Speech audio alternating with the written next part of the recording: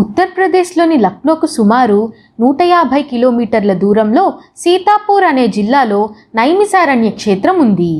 నైమిసారణ్య ప్రవేశం సమస్త పాతక నాశనమని కూర్మ పురాణంలో చెప్పబడి ఉంది. అసలు నైమిసారణ్య క్షేత్రం గురించి చెప్పుకోవాలంటే కలి యొక్క ప్రభావం లేని ప్రదేశం కోసం మునులు తాపసులు బ్రహ్మగారిని ప్రార్థించారు. అప్పుడు బ్రహ్మగారు దర్భలతో చేసిన ఒక చక్రాన్ని వదిలారు. ఆ చక్రం ప్రపంచం అంతటా తిరిగి వచ్చి నైమిసారణ్యంలో నిమివుడి కింద పడిపోయింది.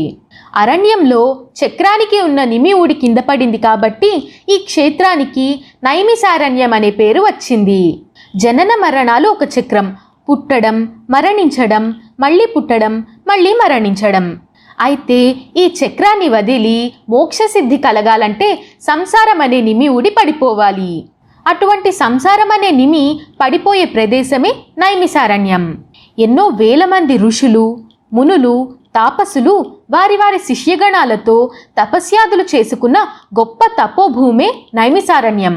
మనోలయం త్వరగా కాగలిగిన క్షేత్రాల్లో నైమిసారణ్యం ఒకటి. ఇది వచ్చి ఒక రోజులో చూసి వెళ్ళిపోవాలనుకునే క్షేత్రం కాదు.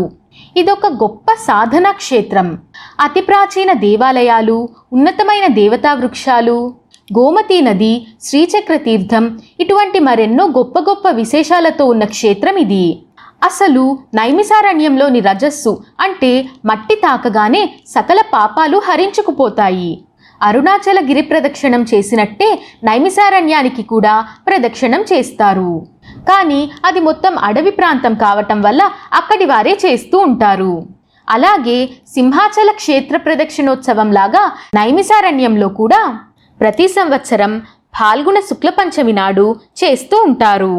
ప్రతి ఒక్కరూ నైమిసారణ్య క్షేత్రానికి వచ్చి శ్రీచక్ర తీర్థంలో స్నానం చేసిన తర్వాత ఒడ్డున ఉన్న యజ్ఞవరాహస్వామిని దర్శించుకోవటం వల్ల అపార పాపహరం, కలిదోషహరం యజ్ఞ ఫలితము కలుగుతాయి.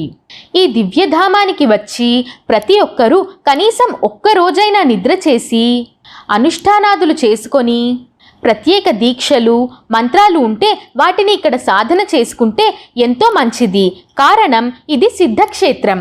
భూమండలంలో ఉన్న అన్ని తీర్థాలు క్షేత్రాలు కలిసి పెళ్లివారి ఊరేగింపుగా కదిలి వస్తే అందులో ముఖ్యమైనది మధ్యలో ఉండి అందరూ చూడాలనుకునేది అయిన వరుడి స్థానంలో ఉండేది నైమిసారణ్యం. నైమిసారణ్యం అతి పునీతమైన సిద్ధక్షేత్రం. వ్యాసుల వారు, శుకుడు, సూత మహర్షి, సౌనకాది మహర్షులు 88,000 మంది వారి వారి శిష్యగణాలు వీరందరూ కలిసి దీర్ఘసత్రయాగం చేసిన స్థలం. అందులోనూ యాగం జరిగిన చోట అన్ని వేల మందికి అన్నదానం జరిగిన ప్రదేశమే నైమిసారణ్యం. ఎంతో గొప్ప గొప్ప మునులు, మహర్షులు, రాజర్షులు నడియాడిన ప్రదేశం, దేవతలు మెచ్చి దర్శనమిచ్చే ప్రదేశమే నైమిసారణ్యం. జీవితంలో ఒక్కసారైనా ఈ పుణ్య ప్రదేశాన్ని దర్శించుకోవాలని భగవంతుడిని మనమందరం ప్రార్థిద్దాం. శ్రీరామ రక్ష సర్వ జగద్రక్ష.